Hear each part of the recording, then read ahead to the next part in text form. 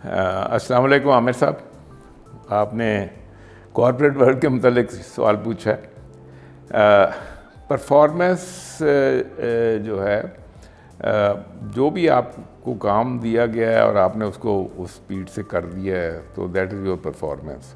लेकिन इसके अलावा आपकी इंटरपर्सनल स्किल्स क्या हैं, how well you are marketing your skills, आपके जो साथी हैं उनके साथ आपका रवैया क्या है, आप जनरली आप जहाँ भी हैं are you a helpful person या यू आर ए डिसरप्टर या यू आर एन इंट्रोवर्ट, वहाँ पे आप बाकी लोगों के साथ नहीं कर रहे हैं।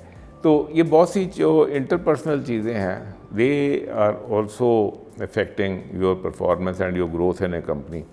तो ज़रूरी नहीं है कि कोई आदमी कोई नेगेटिव के वैल्यूज़ में बात करे, लेकिन पॉजिटिव जो बंदे का जो पर्सनैलिटी है, his ability to get together with people और टीम वर्क, ये सारी चीज़ें they affect. And the other thing is doing an extra bit, जिसे कहते हैं ना गोइंग द एक्स्ट्रा माइल।